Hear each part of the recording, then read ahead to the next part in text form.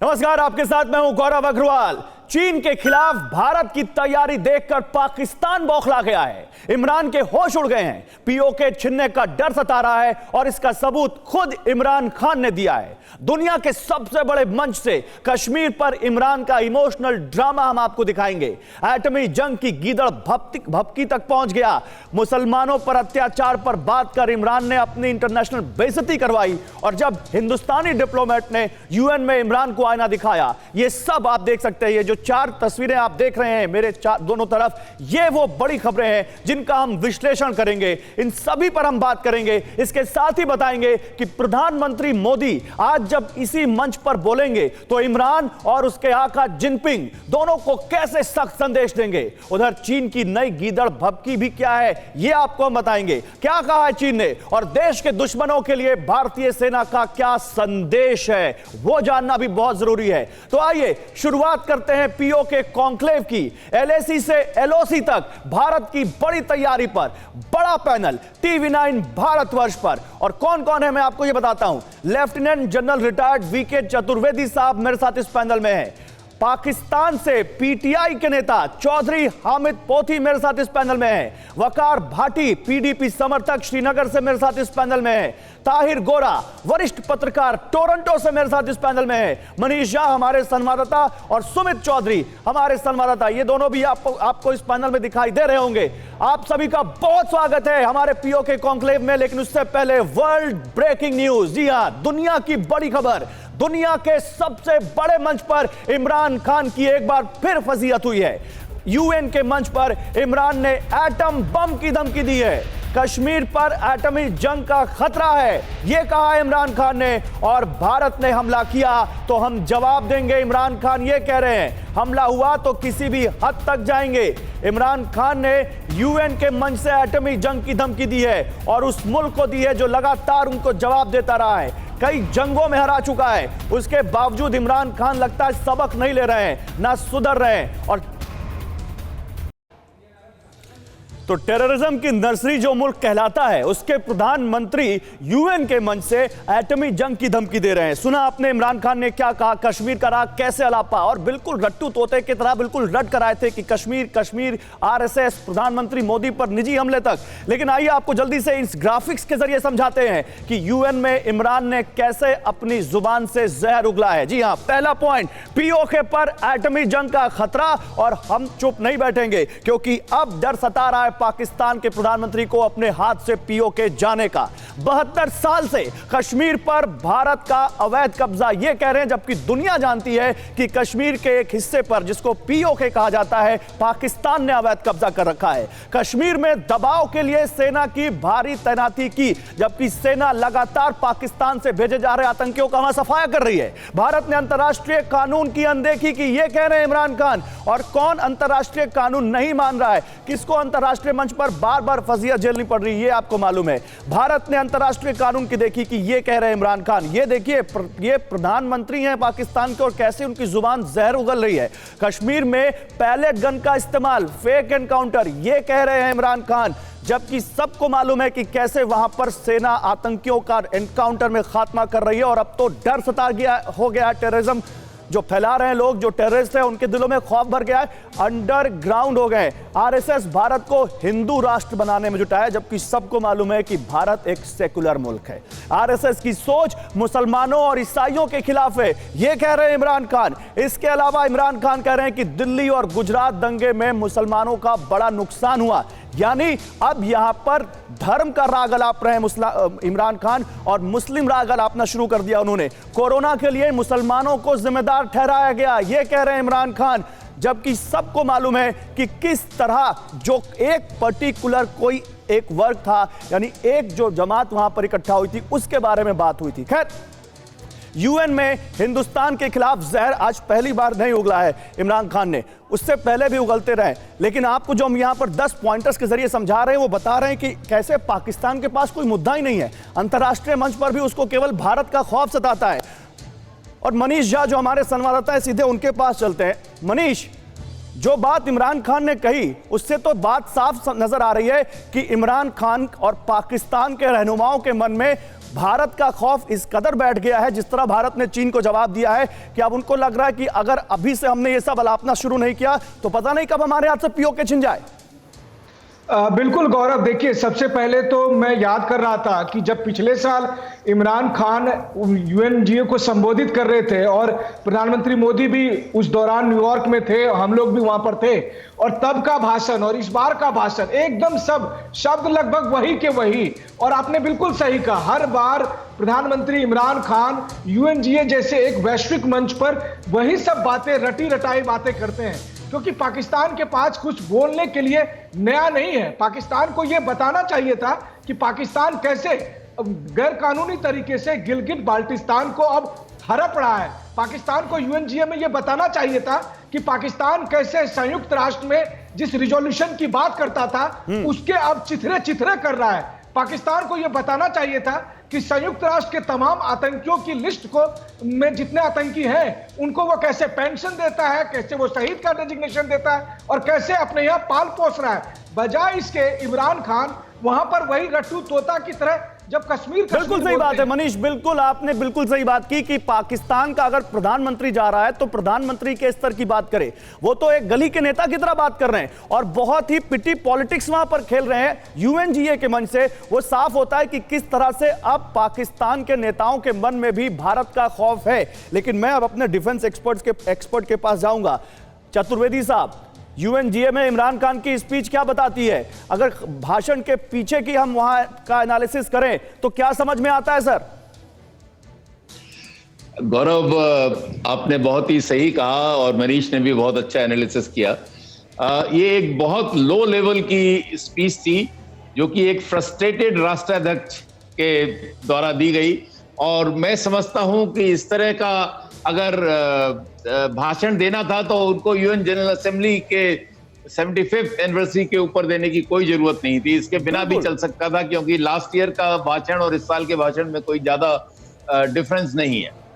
उन्होंने एक नया जो चीज उठाई है इस्लामोफोबिया, स्टेट स्पॉन्सर्ड इस्लामोफोबिया, जो कि उनको बता देना चाहिए कि हिंदुस्तान में हमारे प्रेसिडेंट मुस्लिम्स हुए हैं, हमारे फौज में लेफ्टिनेंट जनरल्स हुए हैं, chief of air staff lieutenant generals हुए हैं, एटॉमिक जो न्यूक्लियर पावर की जो बात करते थे वो हमारे एक मुसलमान भाई जिसको हेड करते थे, जिन्होंने एटॉमिक बॉम्ब की जो परीक्षण किया था उसमें उस वक्त वो वहां पे थे।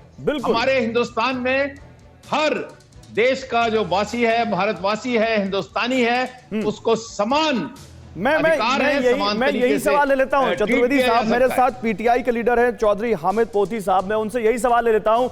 पोथी साहब, क्या नहीं लगता आपको कि पाकिस्तान ने एक बार फिर मौका खो दिया अंतर्राष्ट्रीय मंच पर फ्रूटफुल बातें करने का, कंस्ट्रक्टिव टॉक करने का? एक बार फिर वही रटा रटाया राग अलापा है जिसको दुनिया कोई वैलिडेशन नहीं देती। के वही कुछ रिपीट किया है प्राइम मिनिस्टर पाकिस्तान ने। क्या ये क्लाइमेट चेंज ग्लोबल इशू नहीं है? ये क्या इस्लामोफोबिया जो हिंदुस्तान में मुसलमानों की लिंचिंग हो रही है, मुसलमान मारे जा रहे हैं, वो इंटरनेशनल कहां मारे जा रहे हैं सर? नहीं है। कौन सी लिंचिंग हुई है? सुने ना आपने सवाल पूछा, अल्पसंख्यकों का पाकिस्तान में क्या हाल है आप जानते हैं या मैं बताऊं आपको? सुने ना, कश्मीर में जो 14 महीनों से लॉकडाउन हुआ है वो क्या इंटरनेशनल इशू नहीं है?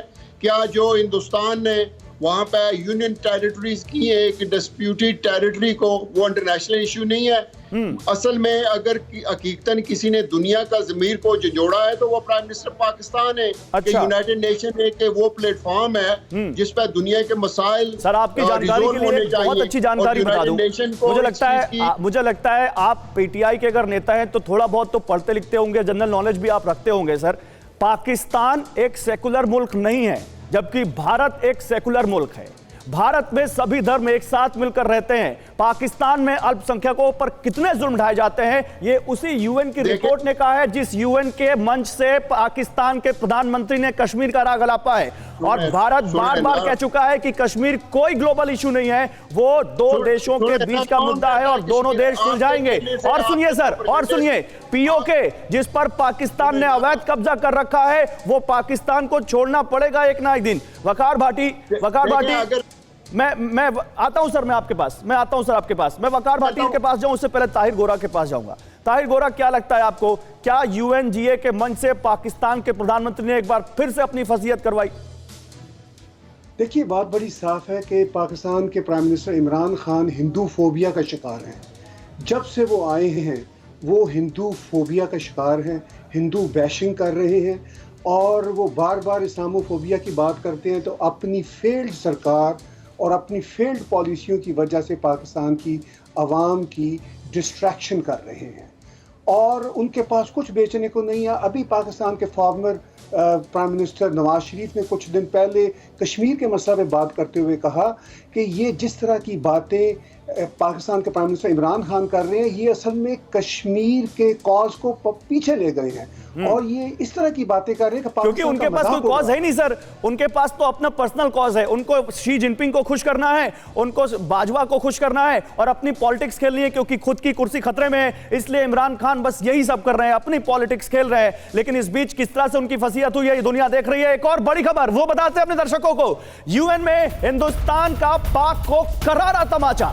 इमरान दुनिया को मिसगाइड कर रहे हैं। भारत के प्रथम सचिव मिजीतो विनीतो ने इमरान को करारा जवाब दिया और कहा जल्द पीओके खाली करे पाकिस्तान, क्योंकि पीओके कश्मीर का वो हिस्सा है जो भारत का है और पाकिस्तान ने उस पर कब्जा कर रखा है। पाकिस्तान का पीओके पर अवैध कब्जा है। पाकिस्तान ही आतंकियों को फंड देता है और पाकिस्तान आतंकियों को संरक्षण देता है। पाकिस्तान न केवल भारत के लिए बल्कि ग्लोबल पीस के लिए खतरा बन चुका है। पाकिस्तान झूठ बोलना बंद करे, यह भारत ने करारा जवाब दिया है।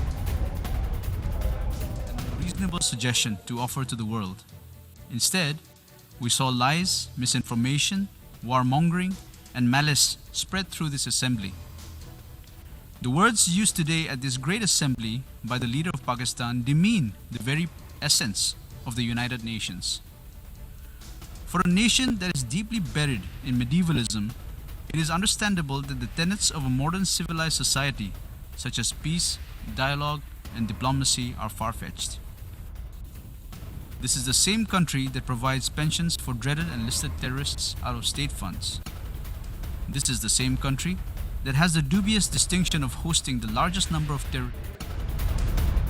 देखिए, तो साफ यहां पर भारत की तरफ से जवाब दे दिया गया इमरान खान को और इमरान खान ने जैसे ही जहर उगलना शुरू किया, भाषण का बायकॉट भी कर दिया भारत ने। लेकिन वकार भाटी, आपके पास आता हूं। वकार भाटी, क्या पीओके का अब डर सता रहा है पाकिस्तान के प्रधानमंत्री को?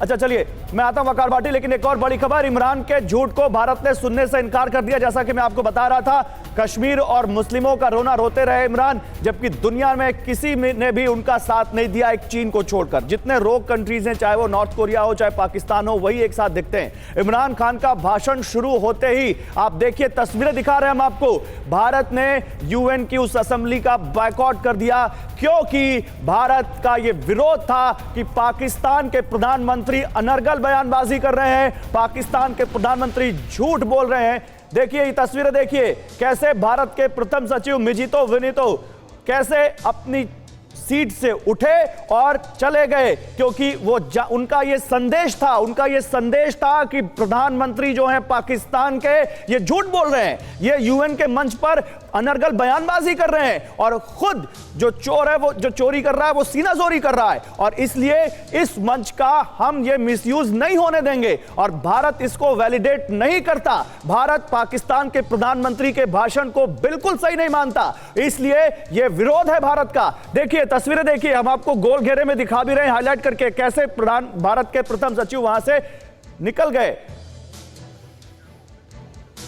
और आइए अब आपको बताते हैं कि कैसे भारत ने इमरान खान की अंतर्राष्ट्रीय मंच पर धज्जियां उड़ा दी, एक एक झूठ का जवाब दिया है। ग्राफिक्स के जरिए हम आपको दिखा रहे हैं कैसे पाकिस्तान की इंटरनेशनल फजीहत हुई है, पाकिस्तान का पैतरा कैसे यहां पर एक बार फिर नाकाम हुआ है। पाकिस्तान ने, प्रधानमंत्री ने, पाकिस्तान के इमरान ने कश्मीर का राग लापा, मुस्लिमों पर अत्याचार की बात की, जबकि सबको मालूम है कि पाकिस्तान आतंकियों को ट्रेनिंग देता है। भारत को हिंदू राष्ट्र बनाने की कोशिश का राग लापा, जबकि कैसे अल्पसंख्यकों पर पाकिस्तान में जुल्म होता है दुनिया जानती है। आरएसएस का नाम लिया, एटमी जंग की बात की, जबकि अब तो दुनिया ने मान लिया है कि पीओके आज नहीं तो कल अब पाकिस्तान के हाथ से जाने वाला है, क्योंकि वो अवैध कब्जा भारत हटा कर रहेगा। तो ग्राफिक्स के जरिए पाकिस्तान की कैसे इंटरनेशनल फजीहत हुई है ये हम दिखा रहे हैं। अपने पैनलिस्ट के पास जाएंगे अब। वकार भाटी, मैं आपके पास आ रहा था, क्या लगता है कि आप पाकिस्तान के प्रधानमंत्री केवल और केवल अपनी पॉलिटिक्स को एड्रेस कर रहे हैं? कश्मीर का नाम, आरएसएस का नाम, प्रधानमंत्री का नाम, क्या पाकिस्तान के प्रधानमंत्री के पास अपना कोई मुद्दा नहीं है? गौरव भाई, पहले तो मैं आपसे ये कहना चाहता हूँ कि आपकी टीम से एक बहुत बड़ी गलती हुई है कि मैं पीडीपी का समर्थन नहीं हूँ। मैं मेरी एक सोशल पॉलिटिकल एक मूवमेंट अभी लॉन्च की है, मैं उसका चलिए कोई बात नहीं, हम इसके लिए आपसे माफी मांगते हैं वकार भाटी साहब, और आप जिस हैसियत से बोलना चाहते हैं आप बोलें, आपका स्वागत है। जी, मैं ये कहना चाहता हूँ, पहले तो मैं आज पूरे हिंदुस्तान के मीडिया को ये उसकी मजम्मत करना चाहता हूँ। माफ़ी से अगर आपको बुरा लगे तो पे लगे, लेकिन बाबर कादरी जैसा आपका एक जो हमारा एक नौजवान, मेरा भाई, मेरा अजीज़, मेरा दोस्त, जो आपके साथ भी बैठ के डिबेट शो पर कभी डिस्कस किया करता था कश्मीर इशू के ऊपर, और जिस तरीके के साथ हिंदुस्तान के मीडिया ने डबल स्टैंडर्ड दिखाया कि बाबर कादरी को शूट कर दिया गया, उसके घर में जाकर पहली बात सही थी, हम मान गए। दूसरी बात जो आप कर रहे हैं हमने नहीं दिखाया, जिसने दिखाया उसके यहाँ बोलिएगा, उसके मंच पर बोलिएगा, क्योंकि हमने ना ऐसा कुछ दिखाया है। आपने जिन्होंने दिखाया ठीक है, लेकिन ठीक है सर जिस तरीके के साथ विजय कुमार को दिखाया गया था, अजय कुमार कश्मीरी पंडित को दिखाया गया था, ऐसे नहीं दिखाया गया। हमने बाबर कादरी की मौत की खबर दिखाई, लेकिन ऐसा नहीं दिखाया जैसा आप दिखा रहे हैं, है ना। और अब वो मुद्दा नहीं है, उस पर हम मिल बैठ के बात कर लेंगे। अब मुद्दे पर आते हैं सर। मैं उसे दूसरे मुद्दे पे आ रहा हूँ। अब मैं मुद्दे पे आ रहा हूँ ना। मैं उसीलिए मुद्दे पे क्यों आ रहा हूँ, क्योंकि आप देखिए ना सर, आज 1 साल से ज़्यादा दिन हो गए हैं 370 को ख़त्म हुए हुए। ठीक है सर, इमरान खान का मैं वकील नहीं आके बैठा हूँ कि मैं वकील इमरान खान का ये बोलूँगा कि इमरान खान ने यूएनओ में ये तो हमारे दर्शक तय करेंगे कि मैं ये कहना चाहता हूँ कि क्या कश्मीर के सुनिए इमरान खान का जो राग अलापा वो आपको कैसा लगा? मैं वही कहना चाहता हूँ, जो कश्मीर में इस टाइम हो रहा है, क्या आपको लगता है कश्मीर में अमन आ चुका है?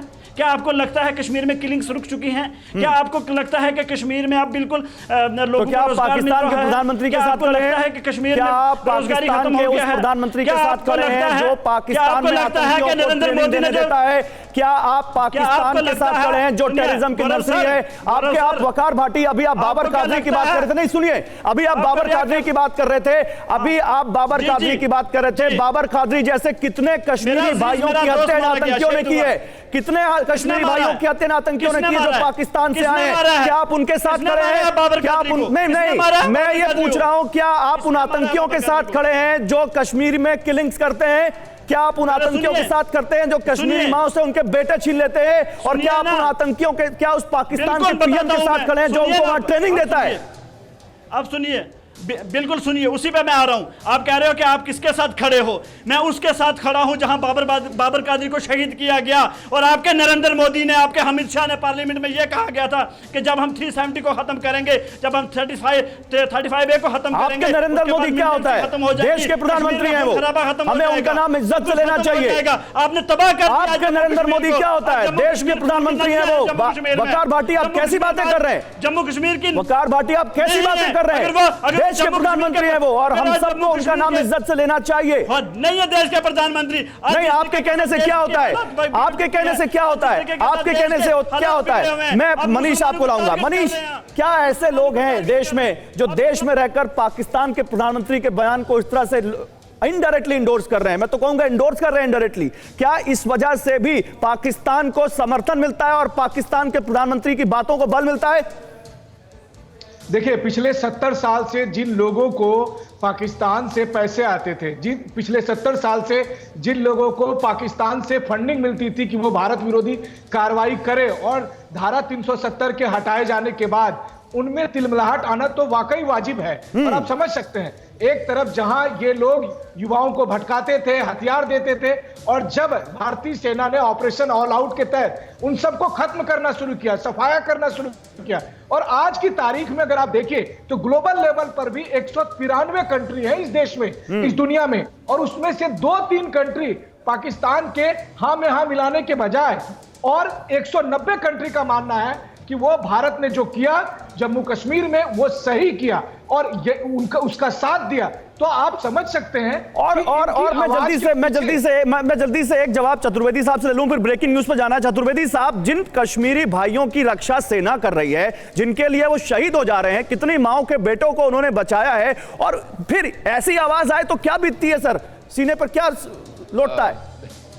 गौरव, बहुत बुरा लगता है। और ये भाटी जैसे लोगों को, जो अपॉर्चुनिस्ट हैं, जिनको अपनी पॉलिटिक्स के अलावा और कुछ नहीं देखता, आज कश्मीर में, और मैं समझता हूं शुरू से, मैंने काफी टाइम, करीब 10-11 साल कश्मीर में बिताए हैं, और जितना काम फौज ने कश्मीरियों के भाइयों बहनों, हमारे, उनके लिए, उनके एजुकेशन के लिए, उनकी हेल्थ के लिए, उनके वहां के विकास के लिए जो किया है, वो उदाहरणीय है। सबको मालूम है कि किस तरह से हमने पूरे अपने भाई बहनों को साथ लेकर वहां पे चले हैं। चलिए ठीक है, केवल जो अपराधी थे, जो टेररिस्ट थे, जो आतंकवादी थे, जैसा वेटरन, आप जैसा एक्सपीरियंस आदमी जब ये बात कह रहा है तो मुझे लगता है वकार भाटी के दिमाग में तो थोड़ा तो घुसेगा, लेकिन वकार भाटी में आऊंगा, आपसे बात करूंगा। यही तो लोकतंत्र है जो पाकिस्तान में नहीं दिखता, भारत में दिखता है, कि हम हर तरह की वॉइस को मंच देते हैं। लेकिन एक यहां पर आपसे दरखास्त है, कम से कम देश को मत भूलिए। जिस देश का खा रहे हैं, जिस देश का पानी पी रहे हैं, उस देश के कर्ज को मत भूलिएगा वकार भाटी। मैं आता हूं आपके पास एक बड़ी खबर, इमरान जिनपिंग को सबक सिखाने की पूरी तैयारी हो गई है। जी हां, सेना दोनों मोर्चों पर करार जवाब के लिए तैयार है। रणभूमि के लिए सेना ने अपना दमखम दिखाया है। कैसे वो तैयार है? इंडियन आर्मी ने युद्धाभ्यास का वीडियो जारी किया है, वो वीडियो आपको दिखाएंगे। रणभूमि के लिए भारतीय सेना तैयार है, और एयरफोर्स ने तो यहां तक कह दिया है कि चाहे एलओसी हो और चाहे एलएसी हो, हम हर जगह के लिए तैयार हैं। वो खबर भी आएगी, लेकिन उससे पहले ये वीडियो देखिए। इंडियन आर्मी का जो ट्विटर पर वीडियो आया है, ये बता रहा है कि कैसे भारत की सेना, भारत के शूरवीर, भारत के हिमवीर और भारत का पूरा सैन्य दल बिल्कुल तैयार है।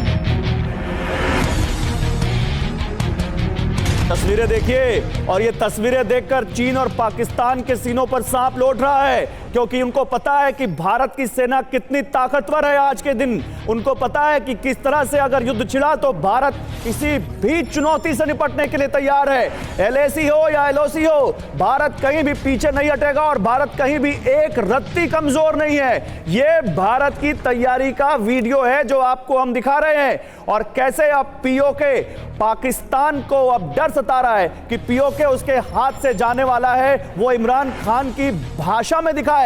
लेकिन अब एक और बड़ी खबर, युद्धाभ्यास का वीडियो तो हम आपको दिखा रहे थे, लेकिन इंडियन एयरफोर्स ने पाकिस्तान और चीन को सीधी चेतावनी दे दी है। जी हां, डायरेक्ट वार्निंग। दोनों मोर्चों पर ऑपरेशन के लिए पूरी तरह तैयार है आईएफ। एलओसी हो, एलएसी हो, दुश्मन को जवाब देने के लिए हम पूरी तरह तैयार हैं, ये भारतीय वायुसेना ने कहा है। फॉरवर्ड एयरबेस पर भारत के जेट उड़ान भर रहे हैं। राफेल की तस्वीरें सबसे पहले टीवी9 भारतवर्ष ने आपको दिखाई थी।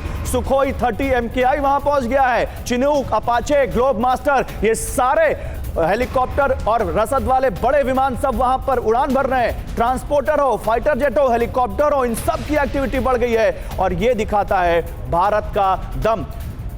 मैं इंडियन आर्मी ने ट्विटर पर क्या लिखा है आपको वो बताता हूं। आप देखिए क्या लिखा है इंडियन आर्मी ने। अग्नि सी धधक, उबाल रख रक्त में, शत्रु दमन कर उसे गिरा गर्त में, वीर बन शक्ति रख हो सदा विजयी, आग बन राख कर हो सदा विजयी। तो ये वो आग है जो सीने में है, ये वो जज्बा है जो भारत की सेना के सीने में है, जो किसी को भी जो भारत की तरफ आंख उठाकर देखेगा मसल कर रख देने में सक्षम है। मैं आपको तस्वीरें दिखा रहा हूं, मैं जल्दी से आपको एक ग्राफिक्स दिखाऊंगा सुमित से, उसके बाद बात करेंगे हम, क्योंकि सुमित हमारे संवाददाता जो कि डिफेंस कॉरेस्पॉन्डेंट है, एलएसी से लगातार आपको तस्वीरें दिखा रहे थे, वो आपको और अच्छे से जानकारी दे पाएंगे। लेकिन उससे पहले एलएसी पर भारतीय वायुसेना की शक्ति, इस वक्त कितने फाइटर जेट तैनात हैं? सुखोई 30 MKI, बहुत ही मारक है ये। Mirage 2000, Rafale, MiG-29, C-17, C-130, AN-32, IL-76, Dhruv, Chinook, MI-17, Chetak, Cheetah, light combat helicopter Rudra, Israeli Heron drone और अपाचे। ये भारत की ताकत है और ये भारत की ताकत आपके सामने है। ग्राफिक्स के जरिए TV9 भारतवर्ष का स्टूडियो आपके लिए इस वक्त रणभूमि बना हुआ है और भारत के तमाम वायुवीर इस वक्त आपकी टेलीविजन स्क्रीन पर है। सुमित के पास चलते हैं। सुमित, जरा बताइए हमारे दर्शकों को भारत की ताकत के बारे में जल्दी से।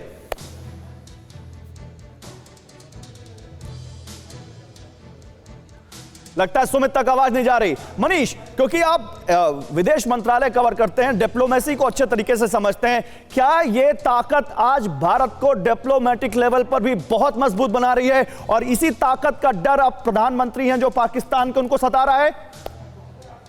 देखिए, इसमें कोई दो राय नहीं कि आज की तारीख में भारत का जिस तरह से पूरी दुनिया समर्थन कर रही है वो भारत की वैश्विक ताकत और साथ ही प्रधानमंत्री नरेंद्र मोदी के विदेश नीति का एक बड़ा हिस्सा है, एक बड़ी कामयाबी है। लेकिन साथ ही साथ पाकिस्तान के प्रधानमंत्री इस समय डर तो जितना सता ही रहा है, इस मौके का लाभ लेना चाहते हैं। और ये पाकिस्तान का इतिहास रहा है। 1965 में भी चीन के दिशा निर्देश के अनुसार तब अयूब खान ने पाकिस्तान की सेनाओं को कहा था कि आप भारत के साथ लड़ाई कीजिए और उसका परिणाम क्या हुआ आज पूरी दुनिया जानती है। अभी पाकिस्तान फिर वही कर रहा है और इसी के लिए एक माहौल बना रहा है। ठीक है, देखिए माहौल बना रहा है, लेकिन उसके माहौल बनाने से होता क्या, जरा ये समझते हैं। ताहिर गोरा साहब टोरंटो से हमारे साथ हैं, वरिष्ठ पत्रकार और जियो पॉलिटिक्स को बहुत अच्छे तरीके से समझते हैं, साउथ एशिया पर अच्छी खासी पकड़ है। ताहिर गोरा साहब, माहौल बनाने से क्या कुछ फर्क पड़ता है या अपनी क्रेडिबिलिटी भी होनी चाहिए? और जब पाकिस्तान जैसे मुल्क का राष्ट्राध्यक्ष बोल रहा हो तो क्या दुनिया मानेगी उस बात को? देखिए, माहौल बनाने से कोई फर्क नहीं पड़ता। पाकिस्तान माहौल बनाने की पोजीशन में ही नहीं है। उसकी वजह यह है कि बदकिस्मती से एक फेल्ड स्टेट है और इसका प्राइम मिनिस्टर एक फेल्ड प्राइम मिनिस्टर है। इस सारी सूरत हाल में ये जो कुछ कह रहा है, जो ये बातें कर रहा है, वो सिर्फ और सिर्फ अवाम की तवज्जो पाकिस्तान के मसाइल से हटाने के लिए कर रहा है। मुझे हंसी आती है जब ये हिंदुस्तान को कहता है कि सेकुलर मुल्क नहीं रहा। ये तो खुद रियासत मदीना की बात करता है, ये तो खुद इस्लामी मुल्क बनाने की बात करता है, ये तो खुद इस्लामी मुल्क में रहता है। अगर भारत हिंदू राष्ट्र बनता है, मैं तो कहता हूँ भारत को हिंदू राष्ट्र होना चाहिए। इसलिए होना चाहिए कि भारत की हिंदू सिविलाइजेशन पे हम सबको गर्व होना चाहिए। बड़ी बात कह दी आपने, बड़ी बात कह दी। मैं जरा पीटीआई के जो चौधरी साहब है उनसे एक रिएक्शन ले लेता हूं। चौधरी साहब, सुना आपने? अब ये आप कह दें कि ये भारत के पत्रकार हैं तो ऐसा नहीं है, टोरंटो से बैठे हुए हैं और ये बड़े न्यूट्रल पत्रकार होकर आपको अपनी यहाँ पर एनालिसिस बता रहे हैं। रोग कंट्री, फेल्ड पीएम, और जिस तरह से बात कर रहे हैं ये तो इस्लामोफोबिया के शिकार हो चुके हैं। और ये क्यों ना माने, क्योंकि आज जिस तरह से ऑल पार्टीज पाकिस्तान में इमरान खान और आपकी पार्टी के खिलाफ आकर खड़ी हो गई हैं, ये एक बहाना है उस संकट को टालने का। देखिए, मुझे एक चीज अफसोस के साथ कहनी पड़ रही है कि आप बिल्कुल ही एक फेक दुनिया में फेक किस्म का प्रोपेगेंडा कर रहे हैं और आपने लोगों को बेवकूफ बना रहे हैं, रियलिटी से दूर कर रहे हैं। बहुत रियल कंट्री में बैठे हैं सर। सुने ना, आप बड़ी रियल बातें कर रहे हैं। मुझे जवाब देने का मौका, मुझसे जवाब सुन लेना, आप इंटरफेरेंस ना करें प्लीज। आपने बुलाया है तो जवाब सुन ले। सब दुनिया ये मानती है, यूनाइटेड नेशन ने पिछले साल में 3 इजलास बुलाए, कश्मीर पे आप मानने को तैयार ही नहीं है कि वो डिस्प्यूटेड है। आपने जबरदस्ती वहां पे इंटरवीन कर ली, यूनियन स्टेट बना ली, श्रीनगर को 14 महीने से लॉकडाउन किया हुआ है। हिंदुस्तान के मुसलमानों को सिटीजनशिप के नाम पर उनका कत्लेआम किया है। जीनत बाग में आपने औरतों के साथ क्या सलूक किया है। अगर कोई मुसलमान बाहर निकलता है किसी काम के सिलसिले में तो आपके इंडियन फनेटिक्स का एक मब है जो उनको कत्लेआम करता है। ये चीज आज दुनिया से छपी हुई नहीं है, ना ही छपी हुई रह सकती है। अच्छा, ठीक है, ठीक है, आपको मैंने पूरा मौका दिया। अब मेरी बात सुनिए, अब मेरी बात सुनिए, आपको मौका दिया, आप मेरी बात सुनिए। 11 अगस्त 2020 की तारीख आपको याद है? चौधरी साहब 11 अगस्त 2020 की तारीख याद है कि नहीं याद है? नहीं याद है तो मैं याद दिलाता हूं। वो यूएनजीए के अध्यक्ष जिससे पाकिस्तान को बहुत उम्मीद थी, उसने साफ कहा था कि पाकिस्तान शिमला समझौता याद रखे। नहीं याद है तो बताता हूं आपको कैसे ओआईसी में मालदीव्स ने इस्लामोफोबिया के आरोप का करारा जवाब दिया था पाकिस्तान को 22 मई 2020। सर सुनते रहिए। यूनेस्को में भारत ने पाकिस्तान को कैसे दुनिया के सामने बेनकाब किया था 15 नवंबर 2019। कैसे पाकिस्तान को अक्टूबर 13, 2019 में फिर पाकिस्तान ने कश्मीर का मुद्दा उठाया था, शशि थरूर ने बहुत करारा जवाब दिया था। तो ये तारीख दर तारीख बिल्कुल लिखा है साफ। आप दुनिया को कुछ भी पेंट करने की कोशिश करिए, दुनिया वो समझ नहीं रही है। चतुर्वेदी साहब से रिप्लाई लूंगा। चतुर्वेदी साहब, मैं चौधरी साहब आता हूं क्योंकि पैनल में सारे लोग हैं, सबको बोलने का मौका देना है। चतुर्वेदी साहब, ये जो कह रहे हैं, कौन भरोसा करेगा इनकी बात पर? बिल्कुल भरोसा नहीं करेंगे क्योंकि झूठ बोल रहे हैं। इनके प्रधानमंत्री जी ने झूठ बोला, अब ये झूठ बोल रहे हैं। इनसे पूछिए कि 17% हिंदू जब इंडिपेंडेंस पाकिस्तान को मिली थी तब थे, आज कहां गए वो? इनसे पूछिए कि बांग्लादेश में इन्होंने क्या किया। तब ईस्ट पाकिस्तान में मैं वहां पे लड़ा हूं 71 वॉर में, मुझे मालूम है कि किस तरह से इन्होंने अपनी भाई बहनों को जो यंग 20-21 साल की, उनके साथ किस तरह से व्यवहार किया, किस तरह से इन्होंने बुजुर्गों के साथ व्यवहार किया। उगर मुस्लिम इनका जिस तरह से परेशान हो रहे हैं, उसके लिए ये कभी नहीं आवाज उठाते। जवाब दीजिए चौधरी साहब, जवाब दीजिए। करीब है खुद यूएनएचआरसी में उइगर मुसलमानों के मुद्दे पर चीन को घेरा गया है। क्या आप चीन की मजम्मत करते हैं उस मुद्दे पर? चौधरी साहब, उइगर मुसलमानों के मुद्दे पर मजम्मत करते हैं, कैसे उनको डिटेंशन कैंपों में रखा हुआ है शिनजियांग में चीन ने, उसके ऊपर बोलिए कुछ। आपके पीएम उस पर क्यों नहीं बोलते? मेरी बात सुने, मेरा जवाब सुन ले। देखें, आप यहाँ पाकिस्तान से कुछ हिंदू फैमिलीज ने वहां पे माइग्रेशन की थी, वापस गए थे तो 2 साल पहले। आप मुद्दे पर नहीं आए। 20 खानदानों को आप लोगों ने वहां पर कत्ल कर दिया। पिछले दिनों में 11 हिंदू उइगर मुसलमानों के मुद्दे पर आइए ना।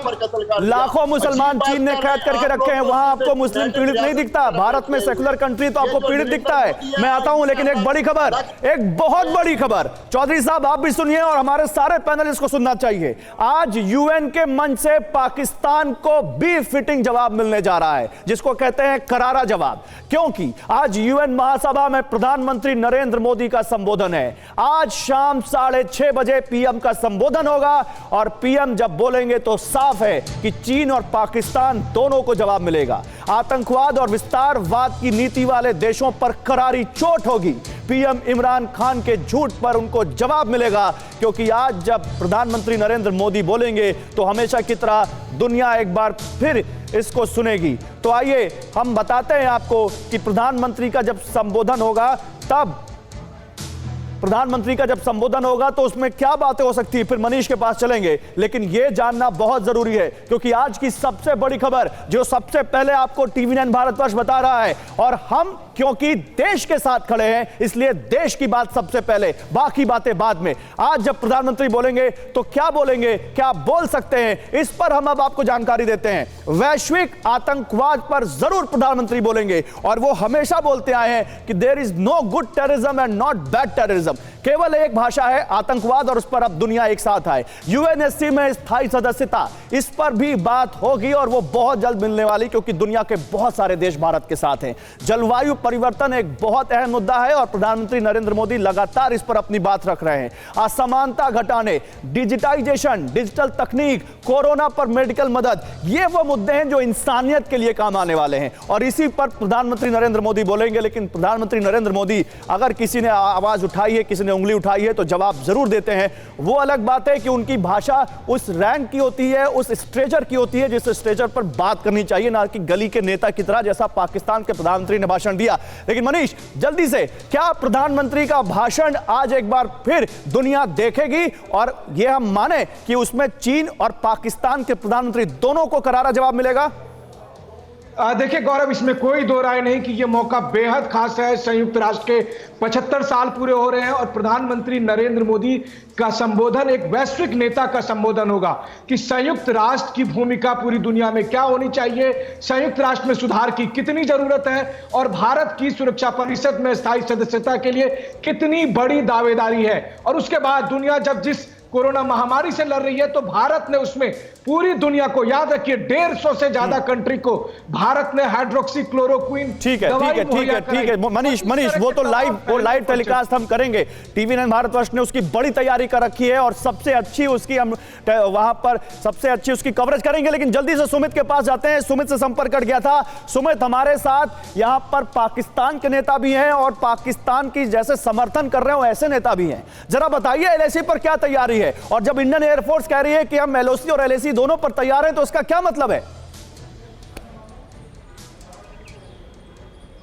देखिए गौरव, आपको ये समझना होगा कि टू फ्रंट सिनारियो को लेकर, टू फ्रंट थ्रेट को लेकर भारत बहुत लंबे समय से तैयार है। और जब हम बात लगातार इस बार एलएसी के ऊपर स्टैंड ऑफ की बात कर रहे हैं तो ये भी हम देख रहे हैं कि इस्लामाबाद के अंदर लगातार मीटिंगों का दौर जारी है। लगातार एलओसी के ऊपर लगातार बाजवा जो है वो लगातार वहां पर विजिट कर रहे हैं। ट्रूप मूवमेंट की जा रही है, आर्टिलरी मूवमेंट की जा रही है, और ये अपने आप में एक अलग से इंडिकेशन है कि पाकिस्तान भी इन सारी चीजों का फायदा उठाने की पुरजोर कोशिश करेगा। अब महत्वपूर्ण बात यह है कि भारत इन चीजों को लेकर तैयार है या नहीं। आपको याद होगा कि आर्मी चीफ जब से मई महीने से अब तक करीबन 2 से 3 बार एलओसी और एलएसी दोनों का दौरा कर चुके हैं, और लगातार ना सिर्फ हमारी इंडियन एयरफोर्स की मोबिलाइजेशन या उनकी पेट्रोलिंग सर्विलेंस लगातार इन दोनों एरियाज में बहुत ज्यादा। ठीक है सुमित, दिन भर आपसे जानकारी लेते रहेंगे क्योंकि टीवी 9 भारतवर्ष पर आज दिन भर पीओके कॉन्क्लेव चलता रहेगा। फिलहाल हमारे सभी मेहमानों का बहुत शुक्रिया। क्या आप पर भी बरपा है जालसाजी का कहर?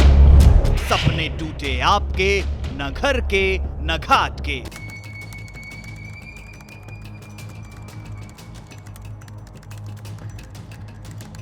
देखिए लूट घर हर रात 9:30 बजे।